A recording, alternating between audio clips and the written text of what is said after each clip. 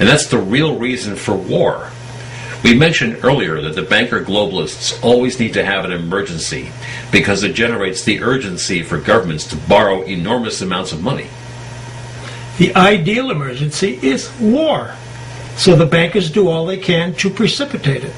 And perpetuate it. A war on terrorism is the perfect war for the bankers because there's no identifiable enemy. You can't win or lose it. It just drags on for decades and brings in unimaginable riches. The media tell us what the globalists want us to think, which is that we must fight to defend liberty and democracy in our country and around the world, right? Right. But don't forget about stopping terrorism, Dick. We need war for that, too. Very funny. But what's behind the facade of patriotism is unrestrained greed.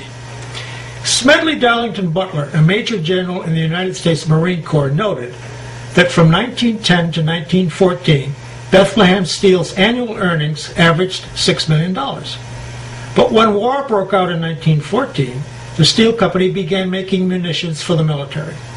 Their profits from 1914 to 1918 averaged $49 million per year, an increase of over 800%. Now, Butler served 34 years in the Marine Corps. He was the most decorated Marine in U.S. history at the time of his death in 1940, and was one of only 19 people to be awarded the Medal of Honor twice. As a soldier, he realized that war was a racket, but it wasn't until he retired that he fully realized. Consider the case of Larry McDonald, a U.S. congressman and medical doctor who said this in 1975. The drive of the Rockefellers and their allies is to create a one-world government combining super-capitalism and communism under the same tent, all under their control. Do I mean conspiracy? Yes, I do. I am convinced there is such a plot, international in scope, generations old in planning, and incredibly evil in intent. Larry McDonald had been extremely outspoken against the globalist conspiracy for many years.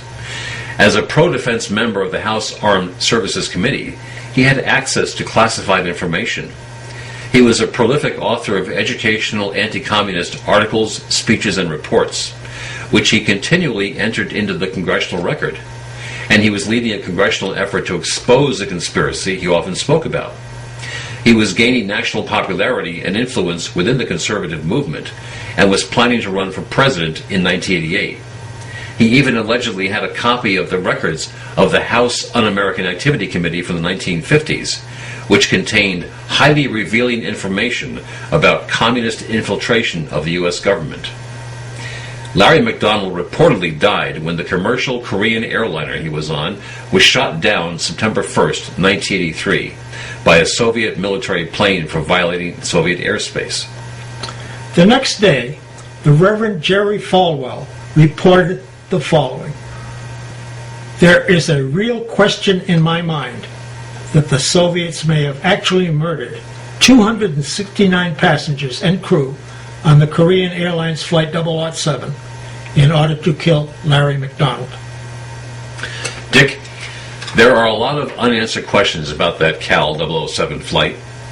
Despite the globalist control of the mass media, there is a reliable rule of journalism. The first reports about an event are often the most accurate. The reason is that the first reporters don't know the party line, at least not yet. When they don't know what they're supposed to report, they report the truth. It so happens that after the plane had been supposedly, quote, blown to bits, close quote, for straying over Soviet airspace, an FAA duty officer in Washington, D.C., told Larry McDonald's media representative in a recorded telephone conversation that Japanese military radar had, quote, followed Air Korea to a landing in Soviet territory on the island of Sakhalin, close quote, and that it was confirmed by the plane's manifest that Congressman McDonald was on board. Now, Sakhalin Island was in the opposite direction from the path the airliner was on when it was attacked, which means that it was under the control of the crew. Otherwise, how could it have changed direction so radically? And an early report in the New York Times on September 1st, 1983, said that Flight 007 had been forced down, that it landed on Sakhalin Island, and that all aboard were safe. A similar report appeared in a UPI Wire story.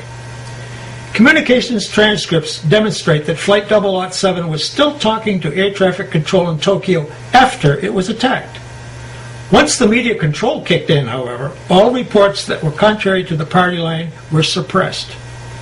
The media reporting was scant and short-lived, and not a single mention was made of the fact that McDonnell had been heading a congressional effort to expose the globalist conspiracy.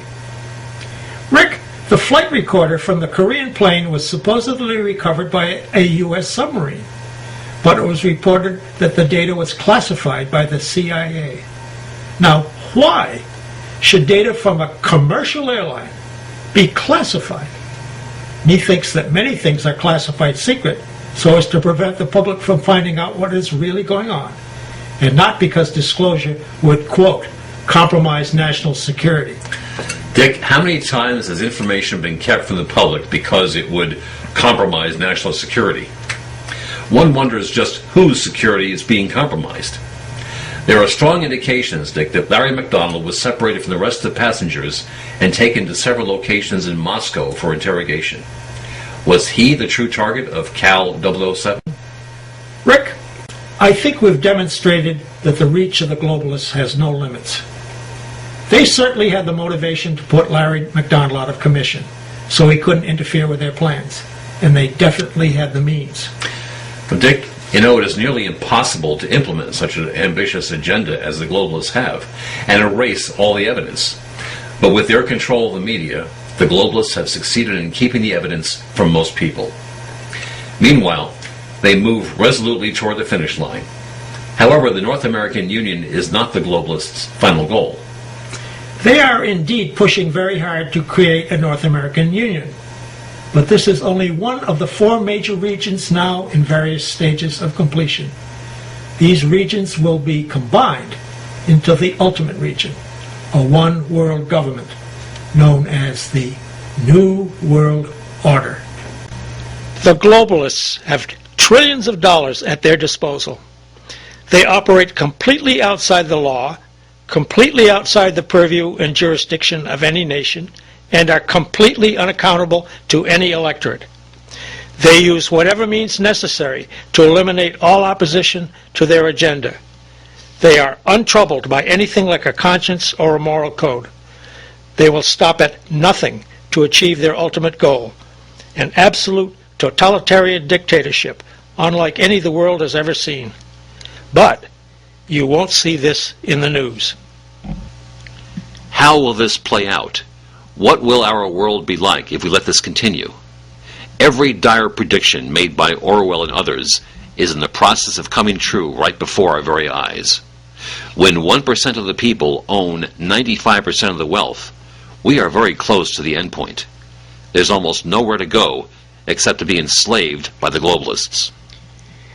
Here is a preview of where we're headed if we don't stop it, as dramatized by Alex Jones in Endgame. In the near future, Earth is dominated by a powerful world government. Once free nations are slaves to the will of a tiny elite. The dawn of a new dark age is upon mankind. Countries are a thing of the past. Every form of independence is under attack, with the family and even the individual itself nearing extinction. Close to 80% of the Earth's population has been eliminated. The remnants of a once free humanity are forced to live within highly controlled, compact, prison-like cities. Travel is highly restricted. Superhighways connect the megacities and keep the population from entering into unauthorized zones. No human activity is private. AI supercomputers chronicle and categorize every action. A prison planet dominated by a ruthless gang of control freaks, whose power can never be challenged. This is the vision of the global elite, their goal. A program of total dehumanization, where the science of tyranny is law. A worldwide control grid, designed to ensure the overlord's monopoly of power forever. Our species will be condemned to this nightmare future unless the masses are awakened to the New World Order master plan and mobilized to defeat it. Now that you have the overall picture, Don't despair, because we have the solution. Keep watching